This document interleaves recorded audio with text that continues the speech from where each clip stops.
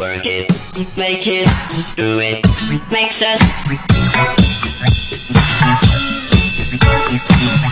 harder, better, faster, stronger. More than power, never. The computer, our modern-day revolution. We use it every day, from listening to music to editing photos to viewing video. But where did our first computers come from? People. I'm a computer, you're a computer, we're all computers. Computer was originally a job title that described people doing repetitive calculations.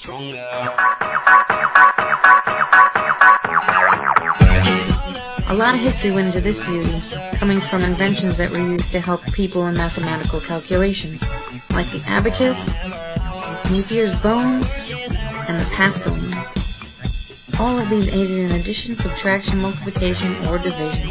In 1822, Charles Babbage invented the steam-powered difference machine, which would be able to compute logarithm tables. Other inventions were machines that created punched cards. These punched cards were used for your gas bill, or as we know it today, for voting. One of these machines was the Hollerith desk, which was created by Herman Hollerith. You may know him as the man who created IBM. IBM continued to develop the calculator to sell to businesses to help with financial accounting and inventory accounting. In 1944, IBM partnered up with Harvard to create the Harvard Mark I. It was the first programmable digital computer in the U.S. It was not purely electronic, though. It was constructed out of switches, relays, rotating shafts, and clutches. In 1937, the earliest attempts to build an all-electronic digital computer was built by J.V. at Kennesaw. This machine was the first to store data on a charge on a capacitor, which is how today's computers store information in their main memory, or RAM.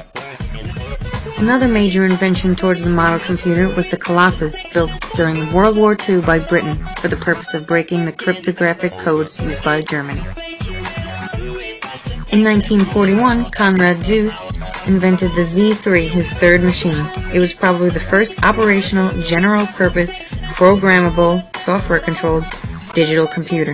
1943 to 1945, the ENIAC was created. It stood for Electronic Numerical Integrator and Calculator. It was created by funding from the War Department, promising that it could replace all women that were employed calculating the firing tables for the Army's artillery guns. By the end of the 1950s, computers were no longer one-of-a-kind hand-built devices. Although the ENIAC was unquestionably the origin of the U.S. commercial computer industry, by 1955, IBM was selling more personal computers. Computers had been incredibly expensive because they required so much hand assembly. In 1976, the Apple I sold for only $600 as a do-it-yourself kit. In the 1990s, a university student would typically own their own computer. This was a result of the transformation of the microprocessor. In 1971, Intel was the first to develop the microprocessor. They were the first to succeed in cramming an entire computer onto a single chip. This began the revolution of the personal computer. MIT's Altair was one of the first kit-based microcomputers. Although it wasn't the first microcomputer, it was the first of the industry. Soon after came the MSI 880. It was better built and had a better power supply, although it was very similar to the Altair. In 1977, Processor Technology designed the Sol computer. The Sol had a video terminal built in, only requiring a video monitor. It came in a very attractive case with walnut wood sides. The Sol became a very popular computer that influenced the design of future computers. Now for the first true quote-unquote personal computer, the Apple II. Factory-built, inexpensive, and easy to learn and use, provided with the most extensive set of software and low-cost floppy disks. The Apple II was also the first personal computer capable of color graphics and easy modem operation. Rivaling the Apple II was Radio Shack's TRS-80, selling for about $500 complete with video monitor. It took the personal computer market by storm. Using a fast Z80 processor, it used a cassette recorder for program and data storage. In 1983, Radio Shack later came out with the first practical laptop, the Model 100. You know what's next. Progression of technology means progression of the computer. As time goes on, the computer becomes smaller and more compact until it resembles our laptops and desktops today. Growing up in the computer age, it's easy to forget where this great technology came from. Now that you know, I hope you can properly thank the inventors and inventions that indirectly bestowed upon you your new Apple MacBooks that our school lovingly gave us. Our work is never over.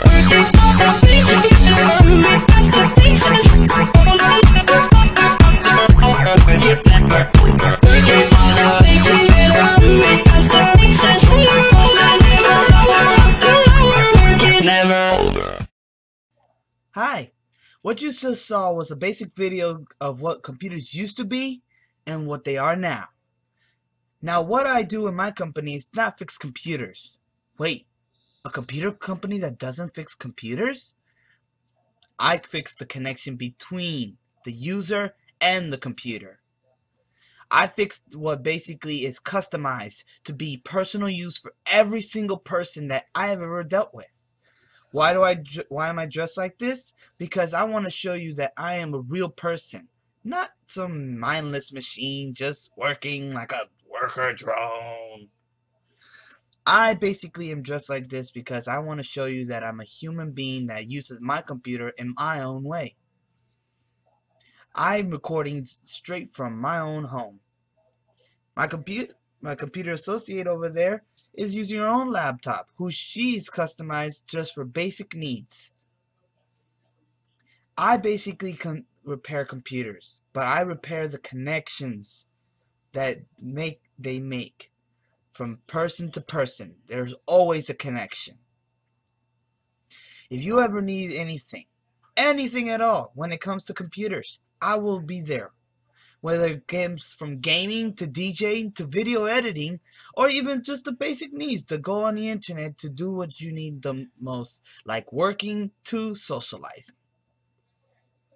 It's up to you. You know, you've seen the website, you've seen me. You've seen the real me. Not a suit and tie worker drone like every other company. I'm like you. And I'll be there, just like you're there for me. So, my question is to you. How can I be of service to you today?